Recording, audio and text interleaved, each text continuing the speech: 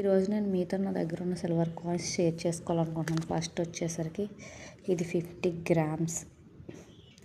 ఇది నేను 6000 అరౌండ్ కొన్నప్పుడు.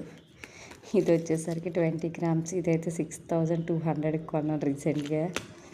ఇది 20 గ్రామ్స్. ఇది వచ్చేసరికి 3000 అరౌండ్ కొన్నాను. ఇది ఒక 10 గ్రామ్స్. ఇది 1900 కొన్నాను. ఇది 3000కే కొన్నాను. ఇది కూడా ఒక 10 గ్రామ్స్. ఇవన్నీ 5 గ్రామ్స్. ఇవన్నీ ఇది 600 కలా. ఇవి వచ్చేసరికి ఈచ్ వన్ 900 కలా కొన్నాను.